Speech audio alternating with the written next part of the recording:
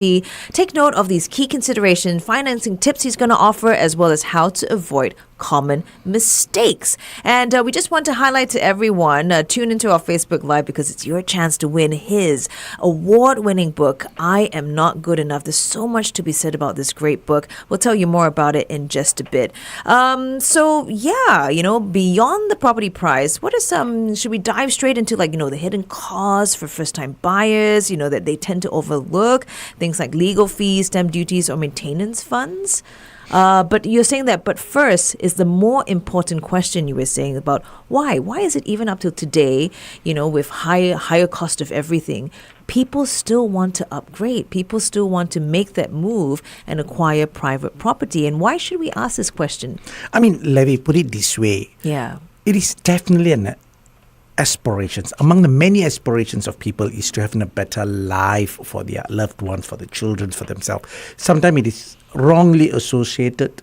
People tend to say, oh, he's trying to show off. Maybe he just want to people who are buying a private property may not even be able to afford end to end, and they have to squeeze a lot of things. But on the other hand, I really think there are options. Even we talk about private property, executive condo, resale, new launches. Yes. The main reason, and some of the reasons, if I just quickly put it here, is about building wealth. Right. And we have noticed that a lot of people who explain to us the desire here is this, they stay in public housing, though there are many $1 million properties, but the price tag by and large will be at their retirement will be that much. But by upgrading from a public housing to private property, they all want to make sure that their property work harder so that they can retire, right size it at that time. And that is one of the key inspirations. But obviously it comes with status, lifestyle, swimming pool, club facilities. But maybe we can deep dive. Are they really using any of these things for the price they pay? Oh, that is a really, really good thing that I do want to know for myself. So I guess we should get started. So again, hidden costs for first-time buyers of private property. It goes beyond the property price, right? And what are some things that people tend to overlook? Legal fees, stamp duties. Take us through it. I think the key thing will be the stamp duty. That's the key component, right? And we call it as the BSD, which is the base stamp duty. Yes. But then on the other hand, there's also ABSD, which is the additional buyer's stamp duties. Yeah. But beyond these things, the other hidden costs will be as simple as legal and conveyancing fee, because nobody is going to do your documentation, right? And in Singapore, to make sure your title is transferred and everything is in proper, there's a conveyancing fee, but it could range from not huge amount, but again it adds on. But the smaller ones could be as simple as a mortgage insurance on the property, a fire insurance that you want to purchase, and these are also important. Some are compulsory, some are not compulsory. The bank don't insist that you should take, but if you don't even take these safeguard measures, you could be taking a risk. Yeah, it could come back and bite you quite badly, right? And then you'd be like, oh, it would have been more affordable and more cheaper for me to have invested in this in the first place, right? Two other things. Yes. What about the monthly, the so-called, in public housing, we say town council fees, right? It's a conservancy, right? But then you have to pay for a private property, and that can be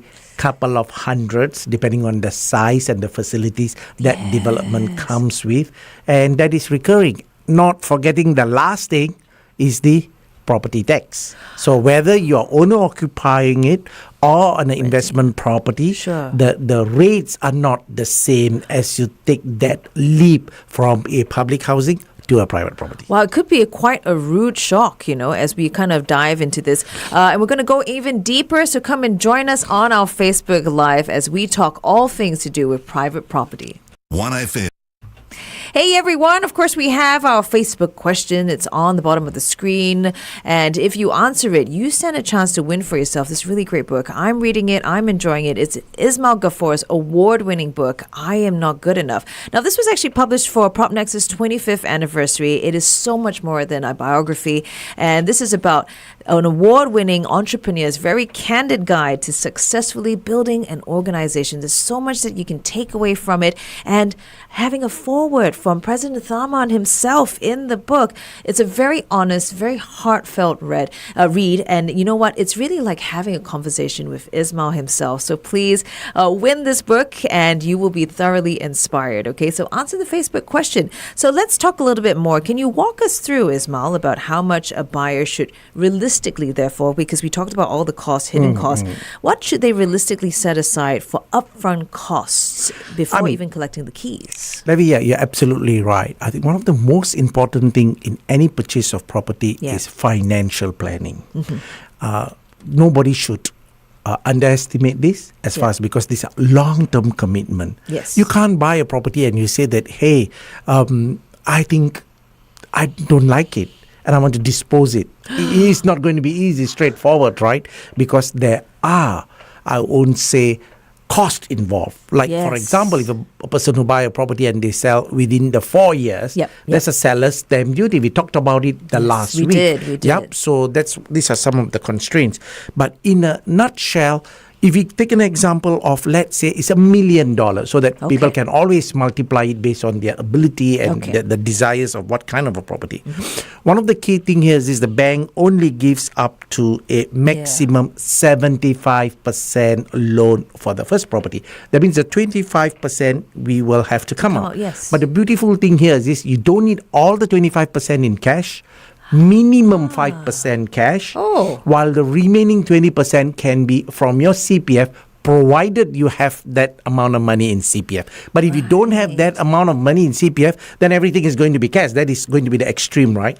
So let's do an assumption this person have got enough CPF to come up with the 20%, then the 5% is a compulsory minimum cash. In cash. So that actually can work out to be quite $50,000, right? For $1 million, so $50,000. Then we are talking about the stamp duty. Yes. Yep. That is universal for all properties that you want to buy in Singapore.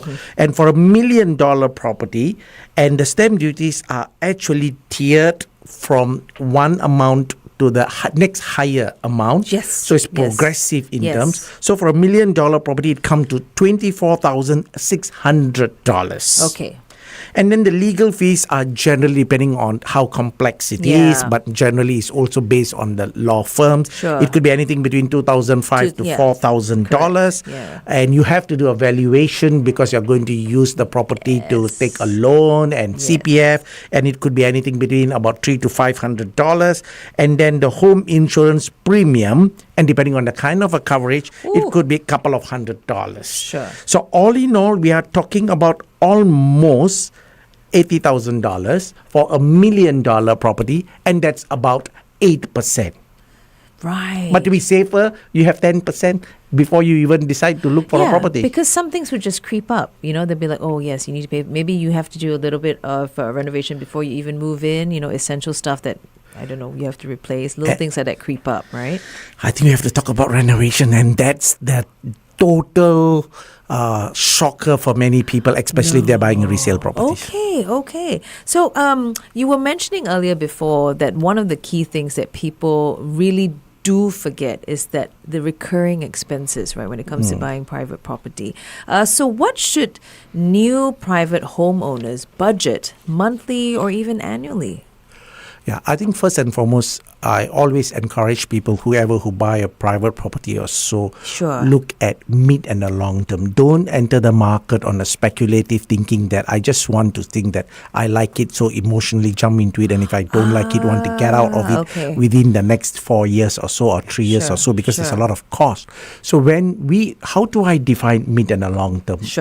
Minimum 5 years and ideally at least 10 years. Okay, so that period of time allows your property to go through cycles. You never know. If you just say, no, I want to get out exactly at the end of 4 years, and what happens if the market condition, there's a crisis, a COVID, and then you can't sell your property. So or you're just selling it at a huge loss, right? Yes. So that's why you always have to take a mid and a long-term view of investing in the property. And as far as reserves are concerned, I always encourage people to set aside at least 6 months of your mortgage payments. Oh, okay. Because, for example, 75% of a loan amount that you're going to secure, depending on the price, it could be 4,000, 5,000, 10,000 a month. Yeah. No doubt you can pay it through your CPF, your monthly installment, and especially the cash component if you need to top up. Right. And all these things, you have to set a reserve. How if one get retrenched? How if you anything lose a can job? happen, right? Or 6 months is a reasonable, at least minimum. Okay. Some people can be a little bit more careful by putting a little more. Yeah. Beyond that, some of the other things, levy here will be that the monthly expenses that one have to pay. We have the other aspect is the property tax, right? That's annual that you have to pay the property tax. Yes. And as well as the so-called conservancy charges.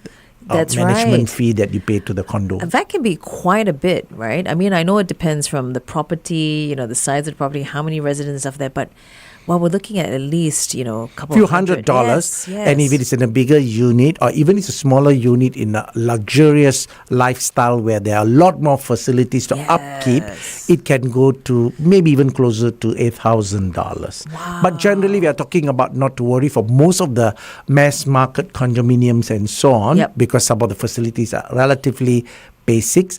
So you can talk about anything between $200 to $400. Right. So should they also, you were talking about having at least 6 months minimum of the mortgage payments, right? At least. So how about with, all the maintenance fees and all that? Because that adds up really quickly as well. Should they also be adopting that same sort of have a budget of at least 6 months, aim towards that? As a buffer? Generally, I think it's a good idea for if you just doing the computations of all costs, but beyond property, I suppose in life, in all your thing, if you have even other expenses, right? It's not only about the roof. You will have some other fixed costs, whether is it your transportation or children's education. These are far more bigger priorities. Oh, that's so true. I always say that don't stretch beyond your means in any of your property investments because property purchases are long term and it does give you back good rewards in terms of appreciation and lifestyle, but within the means. I almost feel like that is already the one common mistake that people do. They stretch themselves beyond their means, right? Especially when it comes to, getting their first private property. Is there any, say, a cost that most buyers only realize after they've, inked the deal?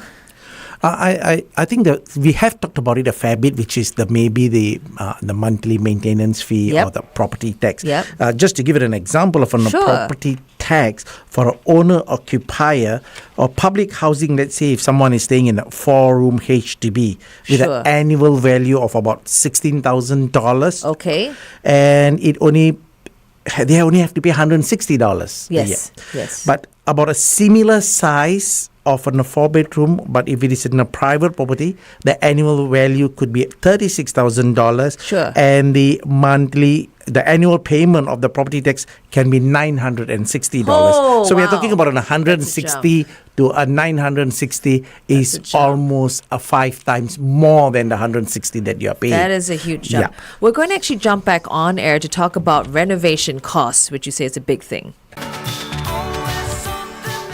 Always something there to remind me. Naked Eyes right here on the Morning Drive, episode 2 of Real Talk Real Estate with Executive Chairman of PropNex, Ismail Gafoor. And you actually said this before, that when it comes to renovation, that really gets people in the gut. There's so many surprises. So this is the question now for a lot of resale condos, the talk of renovation surprises.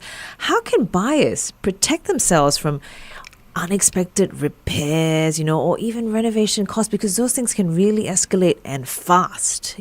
I think this is something that every buyer, when they go and take a unit, especially if it is resale, it may look very nice simply because the current owner would have decorated it with photo frames, with displays and so on. So emotionally it could be, you might be connected to that beauty, but the minute when he remove everything and then you realize why it's in a bare unit. So that's why you have to be crystal clear. You like the unit for what it comes with and what are the repair works that you intend to do. Sure. And you have to be vigilant, and you should ask the salesperson, is there any major issues? Either is there a crack at the toilet tiles, or is that something that you think that you don't like the existing color scheme and you want to change, or a lot of people like to do the toilet again and the kitchen, because the woman spend the most amount of time, and I think she like it her way, and not someone else have organized the kitchen. That makes right? sense. Yeah. But today, these things are not cheap. A renovation, even for a HDB property, we are talking about 40, 50, 60, even 100,000. And for private property, the costs are definitely a bit higher. Only a bit? Might even be double, triple? So it's all depend on. So it is always good for anybody who wants to buy a property, especially if it's a resale, have your budget. Just now we did talk about at least 8% to 10%, right? Yeah. So what is a renovation budget you're setting? So with that clear mind, then you can go look at the property. Even it may not be of the best condition, but you have already decided you're going to tear certain part of the house. Right. And therefore, it's always good to consult a contractor, and ideally it is an accredited or a designer to have a soft idea in terms of the concept and how much it will cost. And how can homeowners really get hold of? Can they bring should they be bringing their contractor or their ID around when they're shopping for a private property? Would you recommend that? Not necessarily, because I think a person will go and take a look about 10 properties and so on. But this is more common for landed properties, where because there could be a huge turnaround in terms of the renovation cost. But I think it is important to, the minute that you decided to say, okay, I want to sell my HDB and upgrade to a private property, I want to set a budget for a renovation, it's always good to sit down and talk, or to even Google and find out what is the current rates, so that you don't have a rude shock. Then you say that, wow, to just change the tiles and everything in a toilet can cost $20,000 to $30,000. Just a toilet, and if that house has got 3 toilets, and where is it going to come to an end? That's true. Look how easily all the renovation costs can just add up so fast. And today it has gone up, Levy, in terms of the construction cost, material cost. Really? And in the last 4 years, ever since after COVID, things that could have been done at the cost of, let's say, 50,000, today we are talking about double. Whoa! Oh, that is very, very scary. We're also going to be jumping back soon onto our Facebook Live, and that's where we're actually going to be touching on property taxes, insurance premiums, and how that differs for HDB and also private property owners. And I want to share with everyone tuning into us here on 1FM. Answer our Facebook question: would you rather a small house in the CBD area or a big house in the outskirts of Singapore? Tell us what you think, and it might win you Ismail Gafoor's award-winning book, I Am Not Good Enough. So drop us those answers either via WhatsApp or chime in and comment on our Facebook Live. We head to Facebook Live now. The morning. Hey everyone! Okay, the discussion continues because this episode is all about buying your first private property. And now we're going to touch into something that you can't run away from in terms of costs, which is the property taxes and the insurance premiums. They differ slightly, between your HDB properties and also private properties owners. Can you take us through that, Ismail? I think the main thing about the property tax in recent years, it has also increased, right? And I think there was an owner-occupied tax rates was revised effective 1st January, beginning of this year as well. So actually, how a property tax is being assessed is every property is given an annual value. And that annual values basically means if someone who's not staying in the house and if you rent out, what is the rental that you can command? And assuming on the assumption if the rent you can command is $3,000 times 12 months, therefore 36,000 is what this property can generate, and that becomes an annual value of that property. See. And who decides and who dictates this annual value is the chief assessor and IRAS, who's in charge of all properties in Singapore. Right. So they do have a process, a structure, an algorithm. Usually the annual value are discounted as compared to market rate. In other words, if you go and rent out your property, you probably will be able to renting out at $5,000, Sure. and therefore the annual value is $60,000. Right. But for all you know, IRAS would only assess it at $50,000. There is no way you could argue on that. Yeah, don't please. Yeah, Spoil it for the rest of us. And the payments of annual the property tax are progressive. So the lower the value, annual value, the lesser that you pay. Sure, For example, if the annual value is only about less than say 40,000, and for the first 12,000 of the annual value, everyone is exempted, zero tax. So the government say if you are living in the most modest home, Yes. then you don't need to pay because that's your basic shelter, and we provide that. But if your annual value goes up, so far the next 28,000 is 4%, and then the next 10,000 is 6%, and it can go all the way up to an annual value of above 140,000. If you are going to stay in a GCB, Yes. you are going to stay in a penthouse, you may end up at the highest tier of paying 32% once it crosses the maximum amount of 140,000 annual value. 32%. Yeah. Rich people woes. Rich people woes. Yeah, which is good, right? In a way, what the government have done here is this. Yeah. If people who can afford a higher value property, then you pay higher tax. Which, No. when you think about it, yeah. Yeah, so on Makes that way sense. that it is It's just fair. to be fair kind of thing. And on the other hand, when we talk about investment properties, Yeah. then the tax rates are so much higher. So we call it as non-occupier residential tax rates. And the non-occupier is, as long as the annual value is above $60,000, you straight away hit at 36%. Oh, wow. That means whatever the rental that you Yes. collect, almost a 1/3 Yeah. goes into taxes. Oh, ouch. That's No, really I think the government is very clear-minded in this. Yes, yes, because yes. government do not want people to start to buy more properties, hoarding it, and at the expense of other people not having an opportunity. Yeah. Therefore, they said if you are buying a property from an investment angle and you are going to generate your income, so-called passive, Sure. then I'm going to charge a higher rate of Yeah, tax. charge accordingly. Okay. Yeah. No. It makes so much sense when you break it down this way. You actually mentioned this before. You said, people don't realize, especially when they're buying private property, that, a lot of maintenance fees are involved. And you also put in this question, is it worth it paying for that? So let's talk about that, What do these fees actually cover? And, how should first-time buyers actually factor in maintenance fees? Yeah, I think it's good for them to ask a question to the salesperson or the owner. Sure. What is the monthly maintenance fee being paid? And it may even be interesting to find out a little bit more if you have just zoomed into a particular development. Sure. If you can look at some of their annual report, how healthy are the balance financial situation of that condo. Okay. Because especially the older the condo, you may have a major repairs akan datang. Yes, Coming yes, soon. yes, For yes, example, right, yes. you may need an uplift, you need to do a paint work, or you need to repair the leaves on the security system, especially if it's Right. 20 years, 25 years, 30 years, Right. and so on.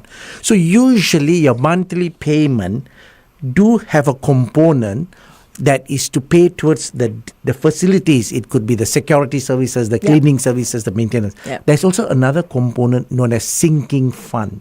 Yes. So, for example, if a person pays monthly $300, about maybe a $50 or $60, close to 20% would be placed into sinking fund. Yes. And the sinking fund is being set aside for a major overhaul repair once in a while. Right. But I think that's a really good tip. So look at annual reports of the places that you're interested in. Really find out how healthy is that, that sinking fund. Are they using it? Is it due for an overhaul? Because all that's just going to add up to your cost.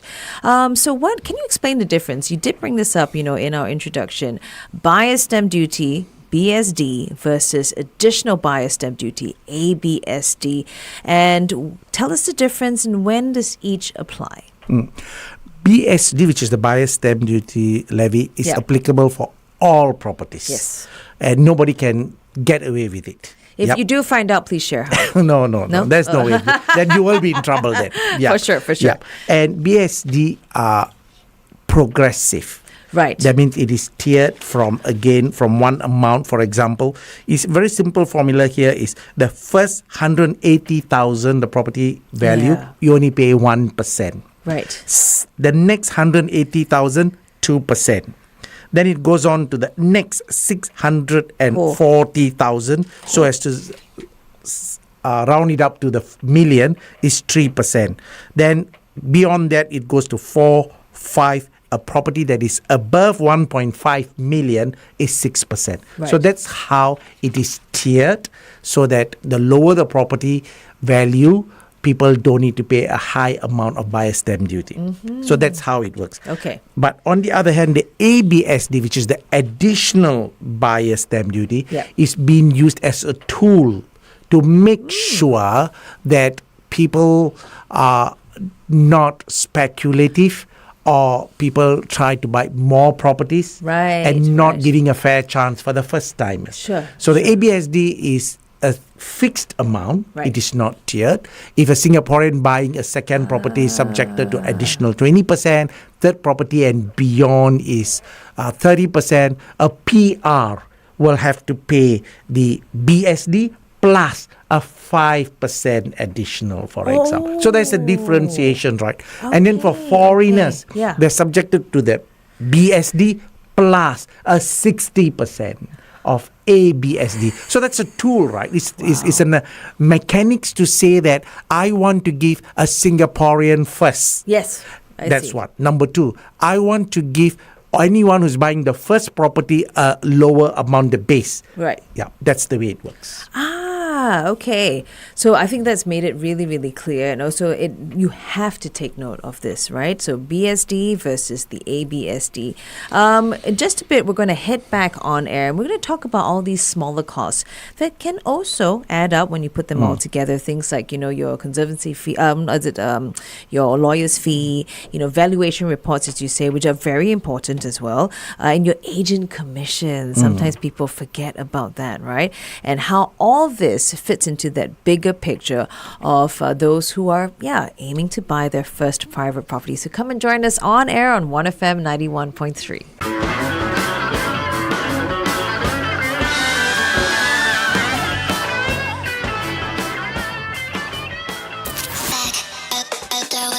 And that's another throwback on 1FM 91.3. Alrighty, Real Talk Real Estate with Executive Chairman of PropNex, Ismail Gafoor. Buying your first private property. For those of you who are tuning in to us, remember to answer our very simple Facebook Live question. Would you rather a small home in the CBD area or a big home in the outskirts of Singapore? Tell us what you think in order to hopefully win for yourself this award-winning book by Ismail Gafoor, I'm Not Good Enough. Okay, we carry on with the questions. You did mention before there are lots of hidden costs, tiny ones that can all together add up. Things like engaging a lawyer, the valuation reports, which you say those are important. Those are important. Also, agent commissions. So how do all of this fit into the big picture of things? Yes, Levy, in terms of, if you look at it, the cost, some of the, I would say, not substantial. Yep. Especially if you talk about either is it in a fire insurance or is it the valuation report. These are all a couple of $100. Yes. I think generally people who have decided to go on a journey of a private property, they will not be hugely shocked with this kind of amount. Right. But it's also good to take into considerations. Yes. Especially if it comes to lawyer's fee, it could be a couple of $1,000s and all other things that we have discussed earlier. Then we also talked about the agent's commissions. Sure. Right? So as a buyer, if you are buying, you are not expected to pay any commissions to the agents because usually the buyer will co-broke with the salesperson who's marketing the property. Right. So that's why the owners who are selling the property are expected to pay the commissions. And the market practice is 2%, simply is because why? The seller's agent who does all the current marketing in online platform and all other things, Yes. he have to share his 2% commission with the buyer's agent if a buyer's agent is bringing you. So it is split. 1% is given to the other party. So generally how it works. But on the other hand, from a seller perspective, he must set aside from his sale proceeds that this amount will be minused off. Okay. So, I mean, it's always good to know also where all the money is going to. You know, you should be aware, right? This is a big purchase. And also we want to talk more about how developers are offering, various forms of like schemes. There's the deferred payment or perhaps an absorption scheme. What should buyers look out for, in terms of this before signing up for those? I think today in the market, generally developers don't provide kind of an absorption schemes and so on, because it is the market is right, and any of such things provided, it have to be made known. But deferred payment scheme is something is very, very popular. And a lot of Singaporeans take advantage of deferred scheme. Right. Deferred payment scheme is only applicable to executive condominiums. So what the developer does here is this: hey, if anyone who's upgrading from a HDB to a private property, and you don't need to dispose of your HDB, therefore you are servicing your mortgage for the HDB, and they feel that the young couple who desire to own an executive condo may not be able to handle both. Then they said, okay, for the purchase of an executive condominium, you only need to pay the mortgage when you collect the keys. So for the next 3 years, you only pay the initial 25% that we talked about earlier. The 75% you take a loan, and monthly you will not be subjected to any progressive payments or so. But we will defer it until collect the keys, but the purchase price will not be the same. You will end up paying at least 2 or 3% more. I see. Okay, no, that's a really wake up call, I think, for many who don't realize that. So we're going to talk more about all these costs and other things to note, financing tips and more. So come and join us on our Facebook Live for Real Talks Real Estate. Okay, the costs continue. For those actually buying new launches, right? Are there any developers sort of clauses or perhaps progressive payment terms that they should really understand very clearly before they commit to such a purchase? Yes, for sure. The minute you go to the show flat, you like the unit, and you pay a 5% of the booking fee. Buyer's remorse kicked in.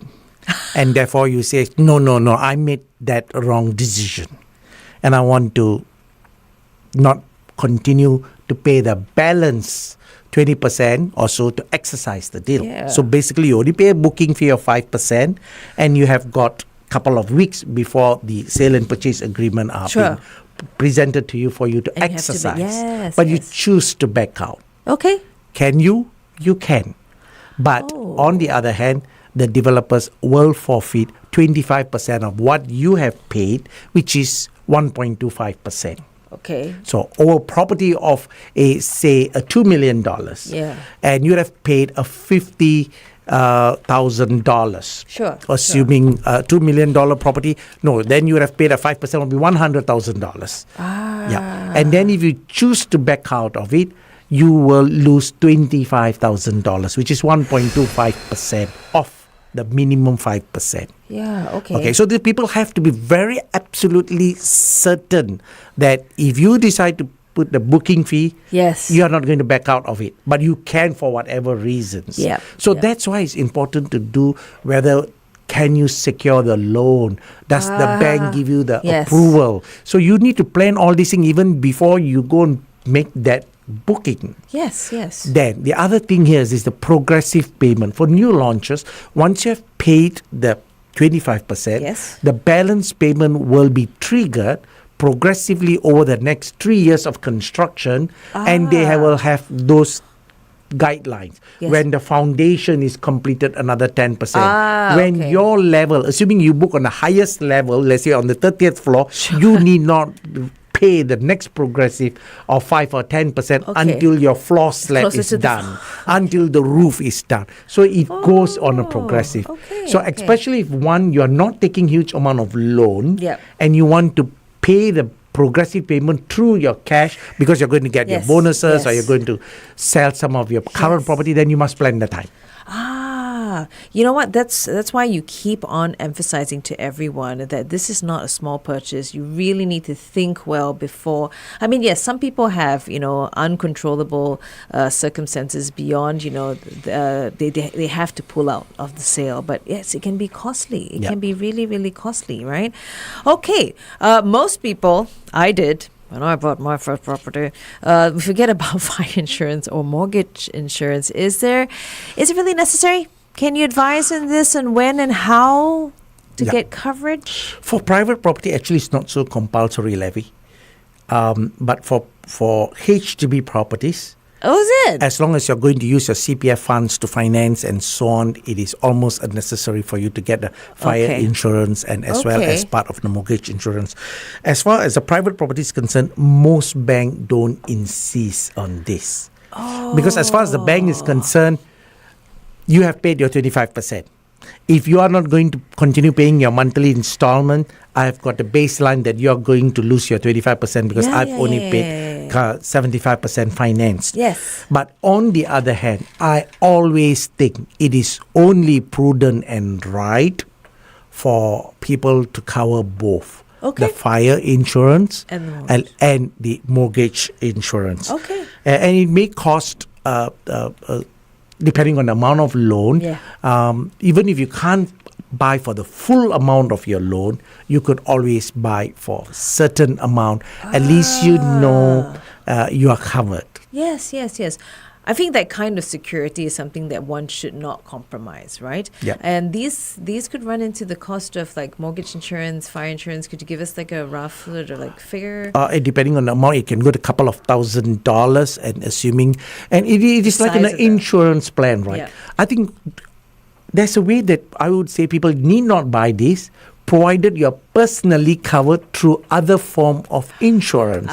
For example, you have taken a term loan, you have other legacy plan, you have covered until couple of millions. Therefore, you think this property is just one of the part of the portfolio. Even if something happens, I'm going to get this amount of money and I will just pay off the loan.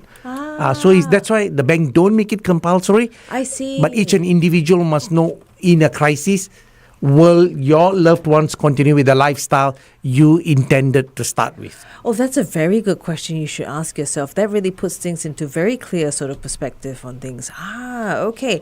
How should buyers plan their cash flow, if their property is still under construction and they're still paying rent or an existing loan? Yeah. I think that's a common situation, would you say? Yeah. I think that is can be, I won't say tricky. Okay. And the whole idea here is this, because today we are in quite a difficult situation, Levy. And what do I mean by that here is this, because the additional 20%. And especially if you're an existing private property owner and you want to buy another private property, or even if you're an HDB owner, you can't own both properties at the same time. Yes. So when you own two properties, then on the second property you're subject to additional 20%. Yes. And therefore what people do, they dispose of the existing property. Correct. They need the cash and the equity from the first property. To pump into but the second their one, second property is still under construction. And it may take a fair bit of another 24 months to 36 months. Then where do you stay and when you leave? Yes. Yeah. So you will have to pay a rent, unless of course you have got your parents happen to just keep you and then you can save on your rental. Yes. And therefore you have a rental cost. But the way to look at it here is this. But the rental are cash, while a property that you purchase, you could use your CPF, right? Yes. So that cash component you have to set aside. Okay. And when you buy a new property, when the progressive payment kicks in, you have to start financing your mortgages. But the good thing, you could use your CPF to do that. That's right. If you mentioned before. So that being the case, the key concern will be your rent. You have to plan and set aside for that. Wow, it is so. We should have used like you said, that model example, and then we just keep on adding to that list, and I think that gives a really huge idea of how much it would really cost you, and that the bare minimum that you would say everyone should really have before entering. Again, I want to bring up that key tip that you have always, emphasized on. Don't stretch yourself beyond your means. Yeah. I think that's a really, really good takeaway for today. We also carry on the questions. So, okay, we've talked about fire insurance. We've talked about, cash flow, especially while the property is under construction. For buyers considering a joint ownership, what are the legal or the cost implications that they must clarify, before they make that co-purchase? Yeah, I think it's a very, very good question, I must say that. Because a lot of people right now, I'm very certain of the listeners out there, maybe half, maybe I'm wrong, maybe not more. Know the key differences between joint tenancy and tenancy in common. Whoa, and this is a decision that they will have to make in every purchase. I mean, in a simple thing, usually in most instances, in a husband and wife situation, they buy in a joint tenancy. And the good thing about the joint tenancy here is this: it is the rule of survivorship is the key element. Okay. And what it means here is this: if something happens to one owner, the other owner owns 100% of the property. Okay. So in a joint ownership, you cannot say you own 50%, I own 50%, or you own 70%, I know. No. You own 100% and I own 100% of this property. We have got equal rights to all the property. And when on the unfortunate instance of passing of one person, the other person automatically inherits the entire 100%. Sure. And that's why in most instances, couple do have a joint tenancy. Okay. As opposed to tenancy in common. That's right. It is not wrong. Tenancy in common can also exist between a husband and wife. Okay. Or it could be you buying with a friend or another partner where you dictate the percentages. It could also be between a husband and wife. You can say 50% owned by me, 50% owned by you. And on the passing of someone, that 50% goes to, based on my will, who should inherit, and not you, that one person inherit the 100%. Okay. So the flexibility is about more of setting aside at what percentage each person own, and the ability to transfer the interest on someone's passing to based on who you think in your will or you want to designate. I think that's really good. The fact that you're saying, you need to also look at this long term, right? If someone passes away, by asking yourself that one question, it makes you really think about and gives you so much clarity on how you're going to approach such as the joint ownership. And then I think everything else kind of falls into place, I would say. Our final question for today, before we head back on air, we're going to take that final question on air. And also we want to encourage you, hey, if you haven't answered already our Facebook Live question to win for yourself one of Ismail's books, which is I'm Not Good Enough. Answer the very simple question: would you rather a small house in the CBD area or a big home in the outskirts of Singapore? We head back on air. Hey, sixpence none the richer. Kiss me right here on the Morning Drive and episode 2 of Real Talk Real Estate with Executive Chairman of PropNex, Ismail Gafoor. It's all about what to take note when you're buying your first private property. And I tell you, cost-wise, it is climbing as we run through the questions. We also got some great ones from you. Thank you so much for submitting your questions. First of all, we have here committing to a house, converting liquid cash to illiquid cash. Can you explain this? Because I have no idea about this. Yeah, I think the key thing here is again, I must say, is another good question. Oy. When you say liquid cash, means you are at your own flexibility of deciding what you want to do at your will at any time. Okay. The minute you decide to buy a property, Sure. then the cash committed and you're not able to take out the money like Yes. shares. Tomorrow you wake up and you said, I want to dispose and I want to do, you can't. Yes. Yeah. So that is the key differences between in property investment versus in other class of investment. Okay. But the beauty of it here is this. We also look at the flip side of it. Yeah, of course. Because if you only put, let's say, 25% and you take a 75% loan, Yep. you're using the bank's money Yes. to finance your property with your 25% outlay. Yep. And imagine just for a hypothetical scenario, Yes. if a property you purchase is 2 million and 20 years down the road it is 4 million, then you have used the bank's money of 75% Yes. at 1.5 million. Yes. That has generated double the capital appreciation. So, okay. but that's why I said, always buy a property with a medium and long-term view, knowing Yeah, the fact yeah. that your cash are illiquid, Yeah. but on the other hand, the money work harder long-term. Okay. So this is thank you so much for taking us through that. That made it really, really clear, even for me. I have to say that, where were you? Where were you when I was buying my first property? Where were you? Alrighty. Thank you so much. This has been a really, really, it's a big topic to address. It's a big topic, but we need to get into the details. So I really hope that all that Ismail has shared with us and yourselves has really helped you, especially if you're in the position whereby you want to make that purchase of your very first private property. Ismail, thank you so much once again taking us through this. You will not be here next week, right? Because you'll be somewhere in Korea, I do believe. Next week I'll be around. You will be around. Yeah. In but fact, I'm doing the show next Thursday, and Thursday night I'm flying to Korea for a short break. Oh, so the following week I will wow. not be around, but I'm back. I'm honestly, Levi, really, really excited. I mean, I need to wake up a little bit. I mean, I usually wake up at 6 o'clock, but every time Thursdays I come, I just break my pattern of my routine. Okay. I don't get to exercise, but I'm always excited to be here Oh. to just share with all the listeners, and I hope it is meaningful. Okay, I think it definitely is, and we're so glad that we'll have you for next week. Not the following week, because everyone needs a break. Everyone needs a break, and he'll be heading over to Korea with his whole team. So thank you so much, Ismail, for joining us here for episode 2 of Real Talk Real Estate. Good times, greatest